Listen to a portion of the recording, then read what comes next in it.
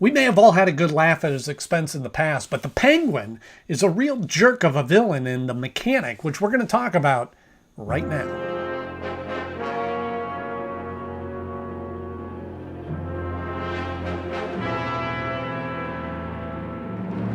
Hello friends, welcome back to the show, and thank you so much for joining us once again. And if you're new here, thanks for joining us.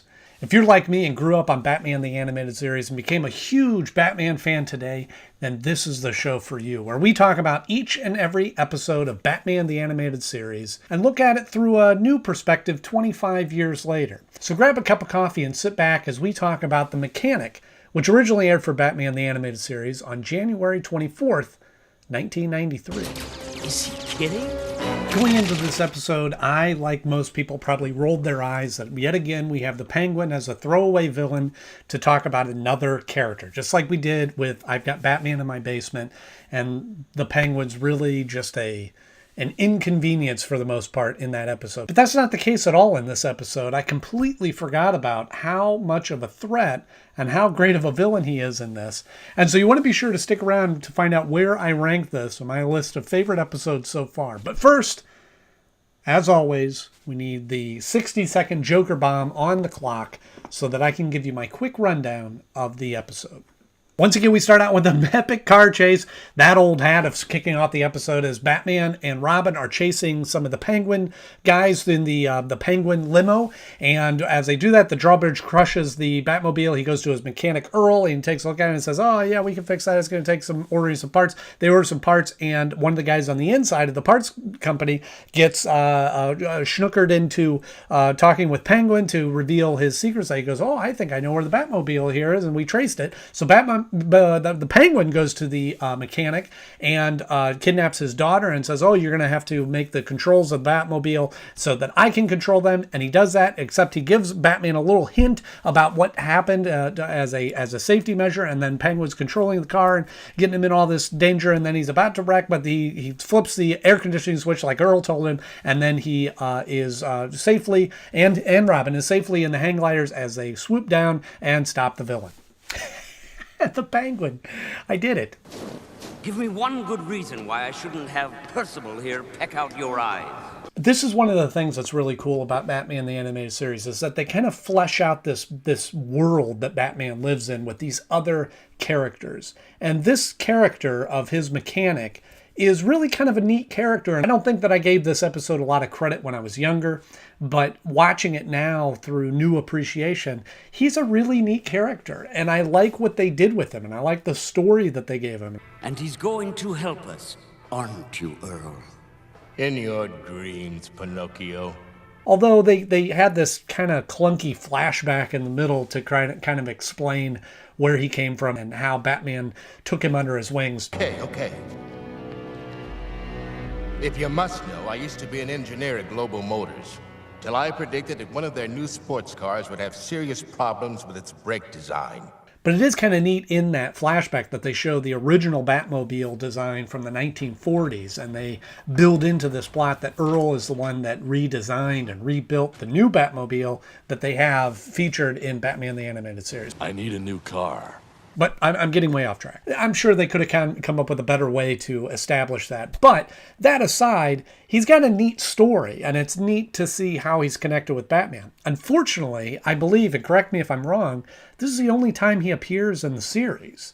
And it felt like they were doing a lot of work for this character and really used him very little. Found this site for a garage, too, and outfitted it to my specifications, and paid me real well. The other thing that really struck me about this character is the actor, Paul Winfield, that speaks for Earl, is phenomenal in this. The first scene that he's in, talking with Batman, it's a really natural, realistic performance. Once we've got the parts, it ought to go quickly. Better put in the order right now, though. Let's see. 12-gauge piston pins. I don't think that he's done a lot of voice acting, and I think that really plays well in this character. He's a very real person. His performance is just a very real person. I don't know how else to describe it. It isn't like a cartoony kind of action voice like we have with one of Penguin's henchmen, Donatello. on, flippin' think darn near electrocuted me. There's some kind of security device to keep it from being tampered with. And not only that, but Earl can actually fight. He takes out one of the henchmen and hooks him up with the tires and hoists him up. He can really hold himself in a battle.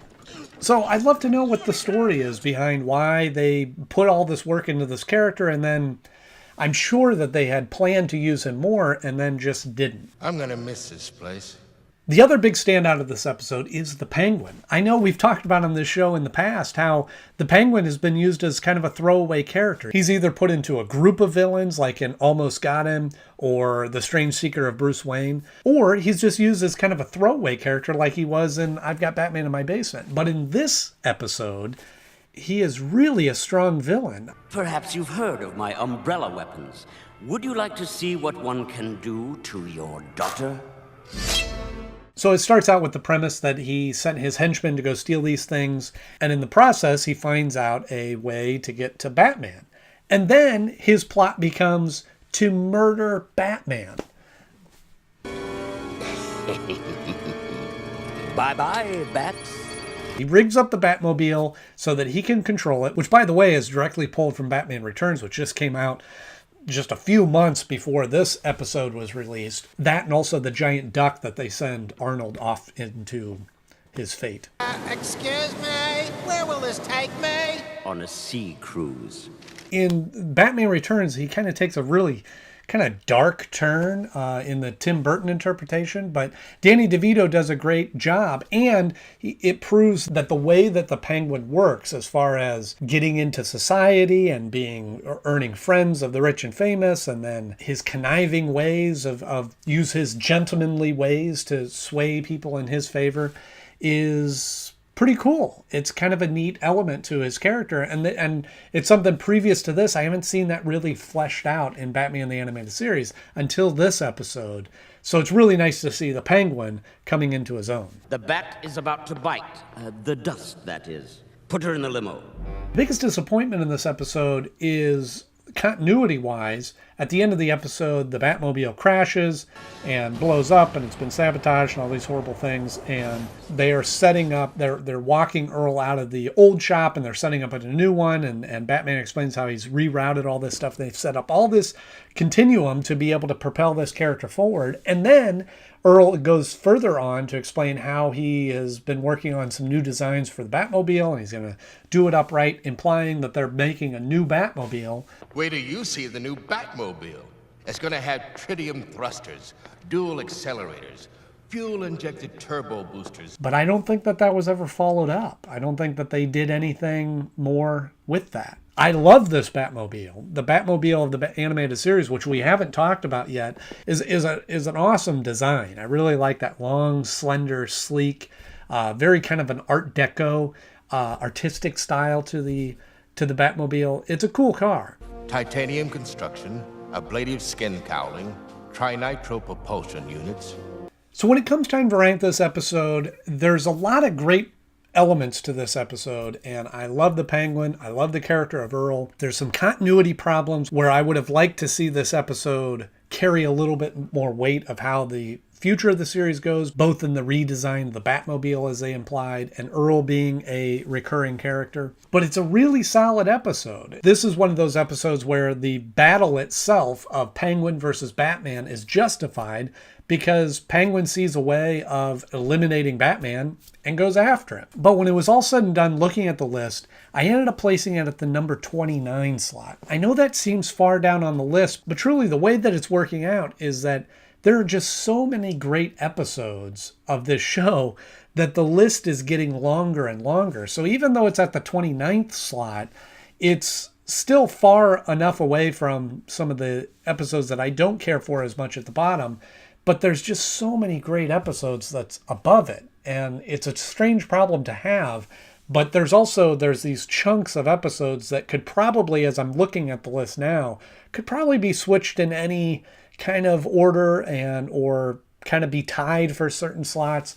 It's hard to put one above the other, but I ended up putting this one just below The Strange Secret of Bruce Wayne because that's just a fun, clever idea of getting Batman's secret identity, and it's kind of that kind of classic story of who is the real Batman. But just bumped it up above Terror in the Sky, although that was a great continuity of connecting the previous episode, a good two-parter, if you will, of the original Man-Bat episode. This one kind of sandwiches right there in the middle at the number 29 slot of my favorite episodes so far. You've been letting the kid drive again? Ha ha. Since we haven't talked about it much up until this point, or at all, let me know, what is your favorite Batmobile from any of the iterations of Batman? The TV shows, the movies, the comics. I think probably the 89 Batmobile movie, that's probably my favorite. Both because that was kind of the first one that I really sunk my teeth into as a kid. I think this Batmobile in the animated series is a close second. Although the ones that they had in the comics in like the early 2000s, which was more harken back to that old 40s style, that was pretty cool too. I don't know. There's a lot of great Batmobiles, but let me know in the comment section below, what is your favorite Batmobile? And the point of this is what? If you enjoyed this episode, if you'd be so kind to hit the thumbs up like button. And if you want to see more of these episodes, just hit the subscribe. The next scheduled Batman the Animated Series episode is not until February 1st with The Man Who Killed Batman. But don't worry, I've got some extra content coming to the channel, so keep your eyes peeled for that. As always, I'm Andy Knode. Thank you so much for watching, and I'll see you soon.